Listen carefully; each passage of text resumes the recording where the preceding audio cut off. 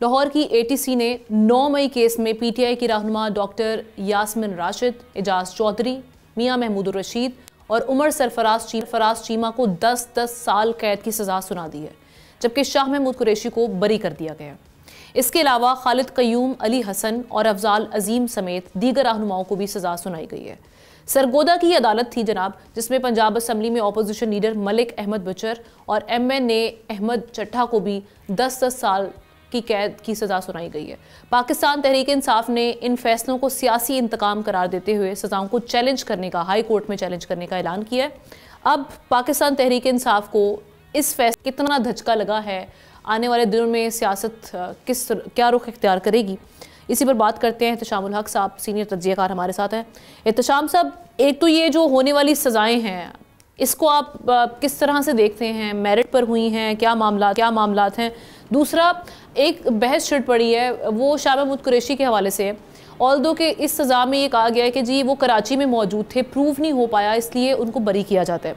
लेकिन बहुत सी हम देख रहे हैं कि ऐसी अफवाहें भी हैं कि एक बार फिर क्या माइनस इमरान फार्मूला वो एक्टिव हो गया, उसी की वजह से शाह साहब को कुछ थोड़ा सा रिलीफ मिला है। और अब 5 अगस्त में आप जो तहरीक है उसको किस तरह से देख रहे हैं? उनको शाह साहब लीड करेंगे? देखिए, हम ना एक बात तो ज़हन में रखनी चाहिए कि ये जो अब सज़ाएं देने का मामला जो है ना, ये अब हैसन होगा, एक्सेलरेट करेगा। उसकी बुनियादी वजह आपको पता है कि सुप्रीम कोर्ट ने 4 महीने का टाइम दिया था कि भी ये 8 अगस्त से पहले 9 मई के जो केसेस हैं आप उनको निपटाएंगे। और आपने देखा कि 8 अगस्त जब आखिरी दिन होगा, उससे पहले ही जब भी कभी इस तरह की बात होती है तो यानी PTI कॉल दे देते हैं प्रोटेस्ट की। तो 1 से 5 तारीख की भी बात हो रही है कि उन्होंने प्रोटेस्ट करना है। और सवाल 2 ही हैं आमना इस स्टेज पे। देखिए, पहली बात तो मेरी नज़र में इस सज़ाओं के हवाले से कल जो PTI के सदर हैं बैरिस्टर गौर, उनका बड़ा स्टेटमेंट इम्पॉर्टेंट है। उन्होंने कहा कि जी हमने तो पहले भी इसकी मजम्मत की थी 9 मई की, और आज भी करते हैं। और फिर एक सवाल के जवाब में उन्होंने कहा कि आइडियली तो ये है कि हमारी काश जो है ना बातचीत हो जाए, लेकिन साथ ही कहते हैं कि शायद बातचीत अब नहीं होगी, फ़ैसले जो है ना वो PTI के चेयरमैन ही करेंगे। दूसरी बात हम ना देखें कि इसको गंडापुर साहब ना सिर्फ कंडेम कर चुके हैं, वो कह चुके हैं, ऑन रिकॉर्ड हैं 1 से ज़्यादा मरतबा, कि हमारे ये भटके लोग जो है ना वो इसमें 9 मई में इन्वॉल्व हैं, जिसकी वजह से मामला ख़राब हुए। अब इस सारे मामले को आप देख लें तो फिर फाइनली बात आती है कि रियासत जो हम कहते हैं कि माँ की तरह होती है, वो किस तरह सोचती। आपने उसका सबूत माँ होने का देख लिया कि सैकड़ों कारकुन आमना PTI के आपने देखा जिन्होंने माफ़ी मांगी थी, उनके वालिदैन ने आके एश्योरेंस दी थी कि वो किसी किस्म की अब पॉलिटिकल एक्टिविटी, ख़ास तौर पे ये जो वायलेंस वाली है, नुकसान पहुँचाने वाली है कौमी इंस्टॉलेशन को, हम ये नहीं करेंगे, तो उनको छोड़ दिया गया। आज भी सूरत हाल ऐसी है और आप सारे इस मामले को इस तरह देखें।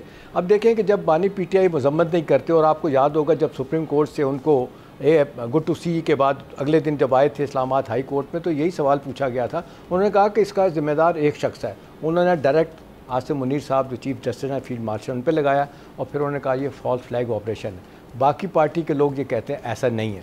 अब देखिए आमना, जो ऑडियो वीडियो लोगों के पास सबूत पड़े हुए हैं, मैं आपको 2 वक्त कम होता है, 2 जो है ना बार बार बात आती है। एक मुराद सईद जिनको सेनेटर बनाया, उनकी भी सज़ा हुई है, वो रिकॉर्ड पे हैं, अगर आप सुने निकाल के देखें, मैंने भी सुनी है, जिसमें वो कह रहे हैं ज़्यादा बातें मत करें, आपको जो कहा गया है मुख्तलिफ अपने लीडरों को कह रहे हैं, आपने वहाँ छावनी में उसी जगह पहुँचना और आपने जिस तरह कहा गया है वैसे ही करना है।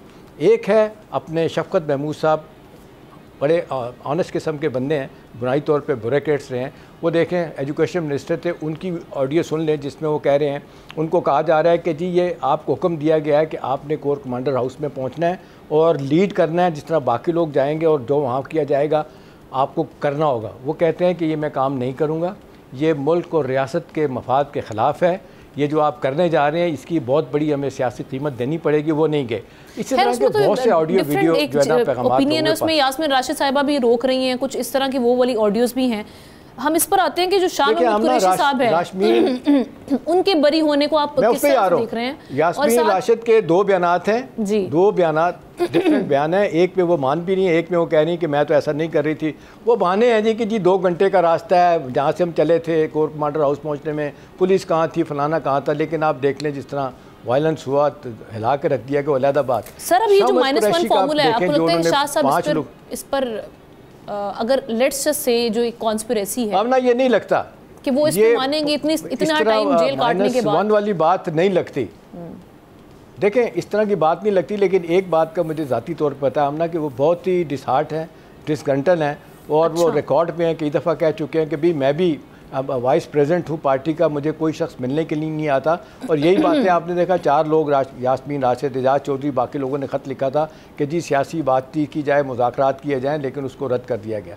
अभी अडयाला वाला जो आप देख रहे हैं बैठे हुए जेल में, इनका ट्रायल 9 मई का हो रहा है। हमने वहाँ पे भी उनके बारे में कहा जा रहा है कि ये केस उनके खिलाफ बड़ी तेज़ी के साथ जाएगा। अगर ये ATC की सज़ाएँ हाई कोर्ट में चैलेंज हो सकती हैं, सुप्रीम कोर्ट में, लेकिन आपने देखा कि 2-3 दफ़ा वहाँ पे लोग गए थे, उन्होंने जाके पॉलीग्राफी टेस्ट करवाने की बात की थी, वॉइस मैचिंग टेस्ट की बात की थी, उन्होंने नहीं करवाया। अल्टीमेटली ATC कोर्ट जो है ना, उनका जो लोग कवर करते हैं वो कहते हैं कि ये उनके खिलाफ जाएगा कि इन्होंने अदालत के साथ ताउन नहीं किया। सब्सक्राइब करें और बेल दबाएं ताकि कोई खबर रह न जाए।